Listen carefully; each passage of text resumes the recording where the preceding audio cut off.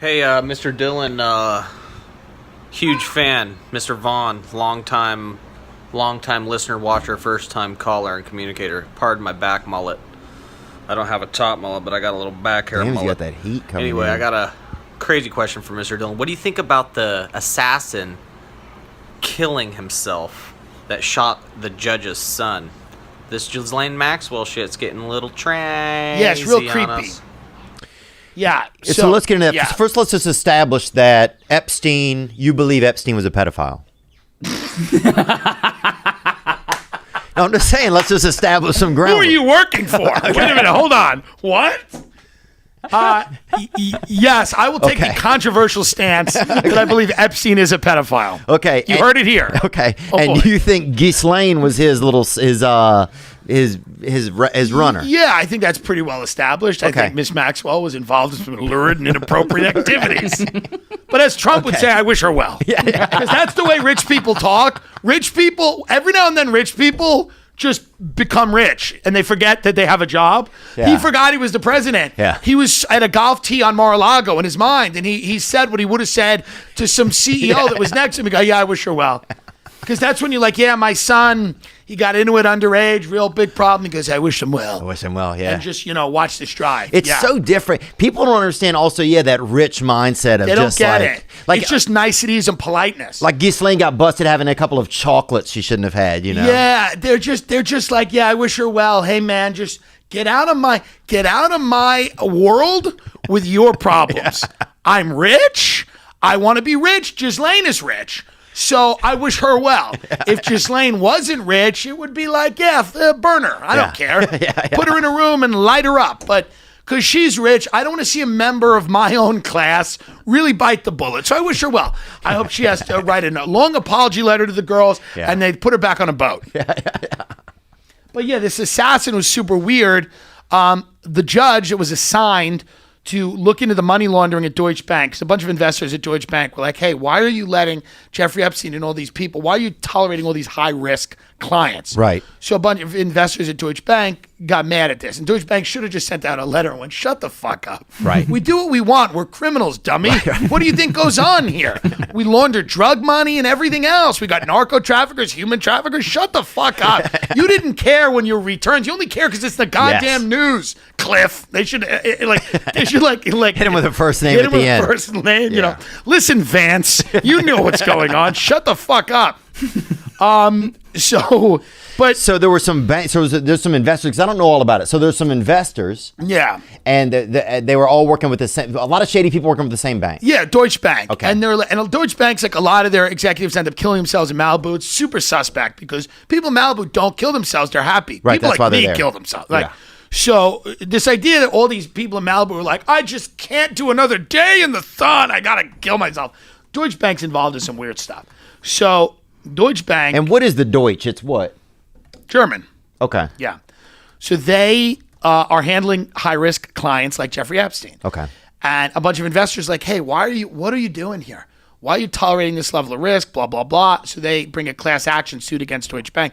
A judge gets assigned that suit. 4 days later, her son and her husband, a guy shows up in a FedEx suit. Her son and her husband end up getting killed, or her husband's not dead. He's critically wounded. Her son is dead. And then the guy who does this goes and kills himself about an hour and a half later. Now, supposedly this guy named Roy Hollander, was a men's rights activist who had actually called in Opie and Anthony and like argued with Jim Norton. He's like a weird guy. And he was the FedEx driver? He was just, dressed up in a FedEx outfit. So he was fake FedEx driver? Fake FedEx. Was he in just a regular vehicle? I imagine, yeah. Oh my God. So then he just That's a goes and kills giveaway. himself. So what I am a little suspicious about is I'm like, is this guy actually the guy who did it? Did he do it, but did somebody like put him up to it? Right. Because this is a crazy coincidence that this woman's child is now dead, because that is a crazy way to send a message. Right. Like, because you're telling all the old judges, like, hey, you might want to gamble with your life. We'll kill your kids. Right. Like, we'll just kill everyone you know. Like, it is a crazy message. And it makes you think about anytime somebody kills himself and they can't be asked any questions, I get real like, wait a minute. Hold on.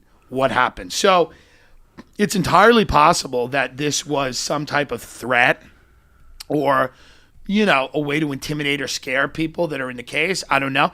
It's also possible that this guy's just a crazy guy that killed the judge. I don't know, but it's worth looking into. Has the judge responded after the killing? Has the judge spoken? Man suspected. I mean, this is tragic. 20-year-old kid. It's heartbreaking. Horrible. And he was just at home doing what? It's weird. The guy's a men's rights activist. He killed 2 men. I'm like, that makes me start thinking, like, wait a minute, what? That's odd. But it's also interesting. A good place to go look for someone who would do something like this is someone who repeatedly calls into a radio show. But here's the thing. The people that want this done know that.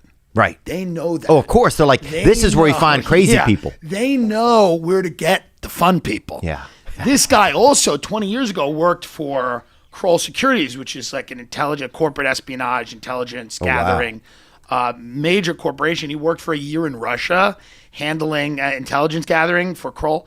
So it's just odd. Very Lee Harvey Oswald. Yeah, it's a very weird background for the guy to have, Here's a guy right here who has an issue, and this guy might have a few issues. Yeah. What's going on? My name's Miles. Tim, I saw you at the Stress Factory in Bridgeport, Connecticut, and you said that I look like I traffic children because I was wearing a suit. So 2 questions. 1, would you like to retract that statement? And 2, do you think Ghislaine is going to make it to trial? I don't. Yeah. Number 1, let me retract that statement because now you look like a dirtbag who can't afford anything.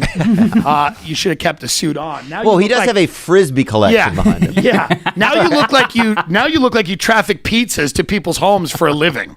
So that's what you look like now. You look like you're trafficking for Papa John's. Yeah. You're trafficking breadsticks to poor people. Will Ghislaine make it to trial? I mean, not if a lot of powerful people have something to say about it. Do you think a lot of people really were into this type of thing? Like they would fly over there to have sex with? I think enough, yeah. I think enough people, yeah. I think it was a way to blackmail people. So powerful people go over there, they do this stuff, you get them on camera, you own them and control them forever. Yeah. So if you're an intelligence agency or whatever, even a billionaire that wants to control senators or congressmen or whatever because you don't want them passing laws that fuck with your money, it's a foolproof way to be like, you're going to vote that way? How about this? And then they go, yeah, I guess you're right. So in the end, do you think that Epstein's biggest problem was, or not, obviously he had a lot of problems, but do you think that one of the underlying issues of all of his problem was more like control? It was like, how do I... Yes. It was all about like manipulation. It was controlling people. You're absolutely right. It was how do we control people? And Epstein was just a facilitator for bigger forces that are looking to control people. Wow. And that's part of what happens, I mean, I'm sure, listen, there's reasons in Hollywood that the same actors get the same roles all the time. And a lot of them are very talented.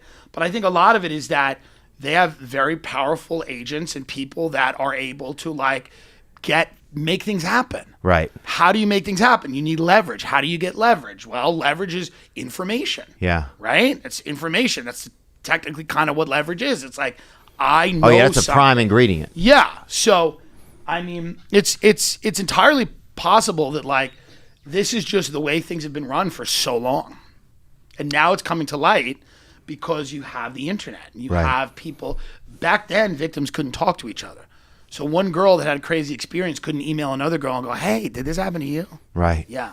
That's like the only positive thing from it. Good evening, good afternoon, and other times. Thanks for watching that video you just saw. I mean, it was okay. But the next video you could watch could be way better. What if you watch a video right now that changes your life? Well, you could. Watch this one. Or watch this one. Watch this one. Watch this one. Watch this one. Ah!